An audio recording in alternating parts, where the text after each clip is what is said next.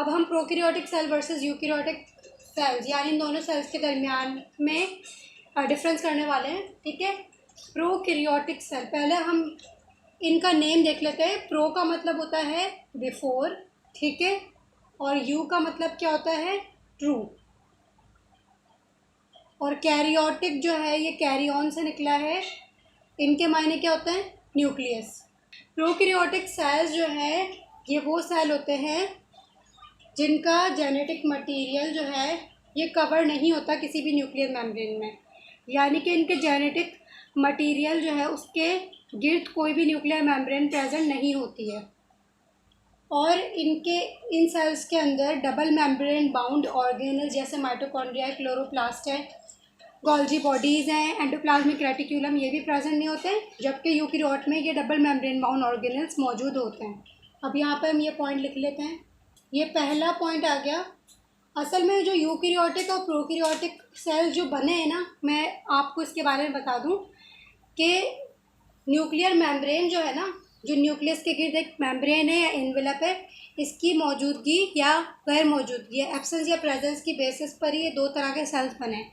अगर nuclear membrane मौजूद नहीं होगी और न्यूक्लियर जो भी जेनेटिक मटेरियल है वो सेल में फैला हुआ होगा, तो उस टाइप का जो सेल है वो प्रोकैरियोटिक है, ठीक है। और अगर न्यूक्लियर मेम्ब्रेन प्रेजेंट होगी जेनेटिक मटेरियल के गिर्द, तो जिस टाइप का सेल होगा वो होगा यूकैरियोटिक।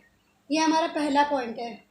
सेकंड पॉइंट क्या है कि जो प्रोकैरियोट है उनमें डबल मेम्ब्रेन बाउंड ऑर्गेनल्स मौजूद नहीं होते हैं, ठीक है। ये इन दोनों के दरमियान में एक और डिफ्रेंशिएट यहाँ पे आ चुका है कि जो प्रोकैरियोट है उनमें डबल मेम्ब्रेन बाउंड ऑर्गेनल जैसे कि mitochondria, Golgi apparatus, endoplasmic reticulum, chloroplast ये मौजूद नहीं होते। और जो यूकैरियोट है उनमें डबल मेम्ब्रेन बाउंड ऑर्गेनल्स मौजूद होते हैं। तीसरा पॉइंट क्या हो जाएगा हमारा कि प्रोकैरियोट्स की हम एग्जांपल्स अगर लें कि प्रोकैरियोट्स कौन से होते हैं, तो वो हैं बैक्टीरिया और आर्किया। जबकि यूकैरियोट्स कौन कौन से हैं उसकी एग्जांपल्स क्या क्या आ जाएंगी, plants, algae, animals, fungi, protist, ये सारे के सारे जो है यूकैरियोट्स हैं, ठीक है। अगर हम इनका जेनेटिक मटेरियल देखें तो जो प्रोकैरियोट है उनमें जो डीएनए उनका पाया जाता है वो है circular DNA, circular DNA. Prokaryotes में बैक्टीरिया में जो डीएनए पाया जाता है वो सर्कुलर फॉर्म में होता है, जिसको कहा जाता है CCC molecule, covalently closed circulatory molecule. Eukaryotes में जो डीएनए पाया जाता है वो लीनियर फॉर्म में होता है और वो एक डीएनए नहीं होता बल्कि मल्टीपल डीएनए होते हैं। अगर हम देखें क्रोमोसोम दोनों के, तो हमें पता है डीएनए जो है क्रोमोसोम के अंदर प्रेजेंट होता है।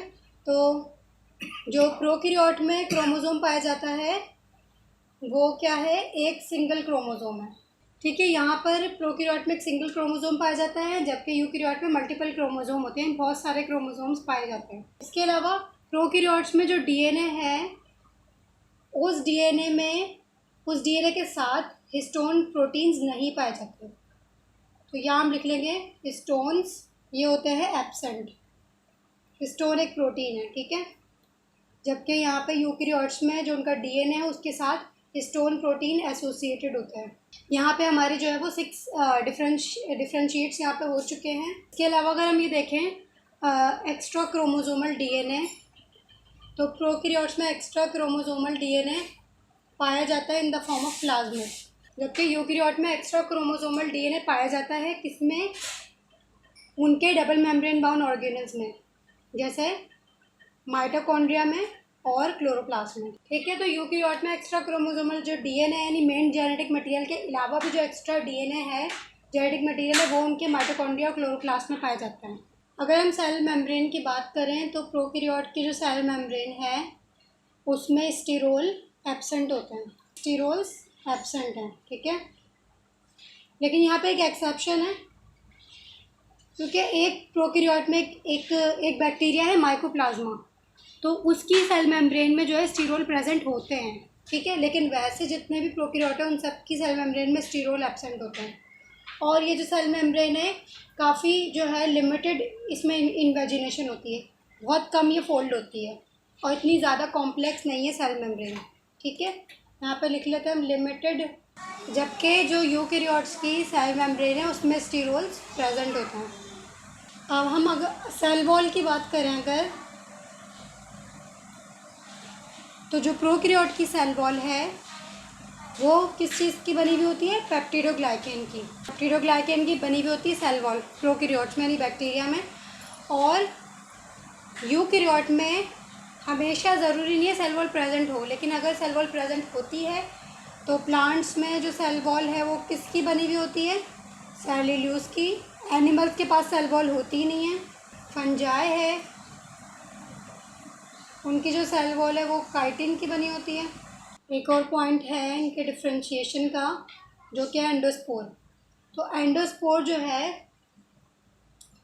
प्रोकैरियोट एंडोस्पोर बनाते हैं, यूकैरियोट में एंडोस्पोर्स एब्सेंट होते हैं। ठीक है, एंडोस्पोर क्या है?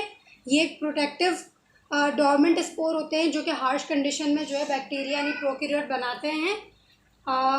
किसके रिस्पॉन्स में? जब वाटर जो है वो कम हो, डेसिकेशन हो, या केमिकल्स बहुत ज़्यादा हो रहे हैं, और टॉक्सिक मटेरियल हो, या अल्ट्रावायलेट रेडिएशन हो, तो उस सूरत में एंडोस्पोर बनाते हैं। जबकि यूकैरियोट्स के पास एंडोस्पोर बनाने की सलाहियत नहीं होती। इसके अलावा नाइट्रोजन फिक्सेशन जो है, प्रोकैरियोट्स में कुछ स्पीशीज़ नाइट्रोजन फिक्सेशन करती हैं, जबकि यूकैरियोट्स में नाइट्रोजन फिक्सिंग एबिलिटी नहीं होती। ठीक है, नहीं होती इधर नाइट्रोजन फिक्सेशन की प्रॉपर्टी। इसके अलावा रिप्रोडक्शन, प्रोकैरियोट्स रिप्रोड्यूस करते हैं बाइनरी फिशन के ज़रिए। बाइनरी फिशन में क्या होता है? पेरेंट सेल जो है डिवाइड हो जाता है 2 डॉटर सेल्स में, जबकि यूकैरियोट्स में जो रिप्रोडक्शन है वो माइटोसिस और मियोसिस के थ्रू होती है। माइटोसिस में क्या होता है कि एक पेरेंट सेल डिवाइड होता है 2 में, और यहाँ पर जो क्रोमोसोम नंबर है वो डिप्लॉयड ही रहता है, सेम रहता है। जबकि मियोसिस में एक सेल से 4 सेल बनते हैं, उसमें क्रोमोसोम नंबर हैप्लॉयड हो जाता है, हर सेल में हाफ क्रोमोसोम आते हैं। ठीक है, राइबोसोम्स, प्रोकैरियोट्स में 70S राइबोसोम प्रेजेंट होते हैं। ठीक है, यूकैरियोट में 80S राइबोसोम प्रेजेंट होते हैं।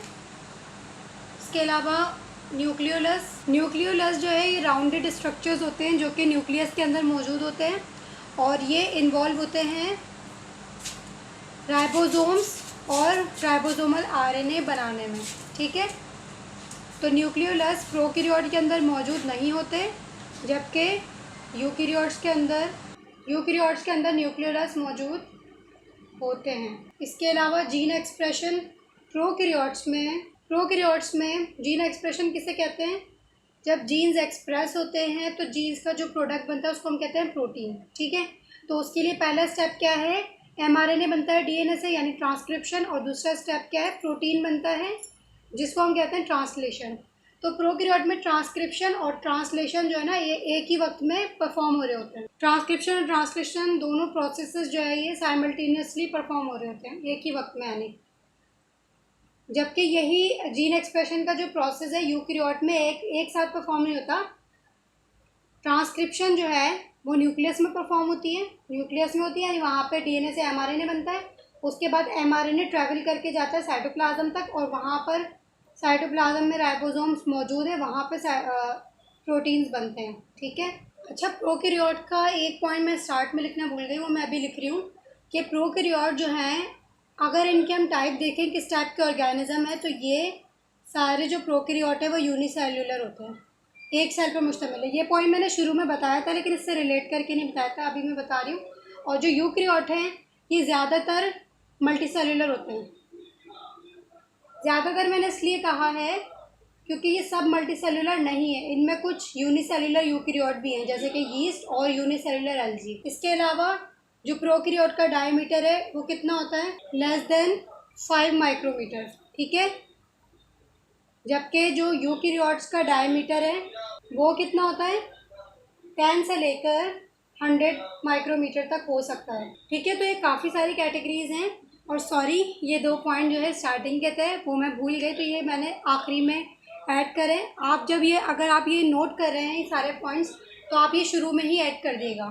ठीक है, उसकी डेफिनेशन के बाद ही आप ये दोनों पॉइंट्स ऐड कर दिएगा। तो यहाँ पर ये हमारे सारे डिफ्रेंशिएट मैंने कर दिए हैं प्रोकैरियोट और यूकैरियोट के दरमियान में। आई होप कि वीडियो आपको पसंद आई होगी, समझ में आया होगा ये सारे पॉइंट्स। फिर मैं मिलती हूँ आपसे नेक्स्ट वीडियो में। और अगर आपको कोई भी किसी भी किस्म का कन्फ्यूजन है या क्वेश्चन पूछना है तो आप मुझसे कमेंट में पूछ सकते हैं। तब तक अब मैं आपसे नेक्स्ट वीडियो में मिलती हूँ एक नए टॉपिक के साथ। तब तक के लिए टेक केयर। अल्लाह हाफ़िज़।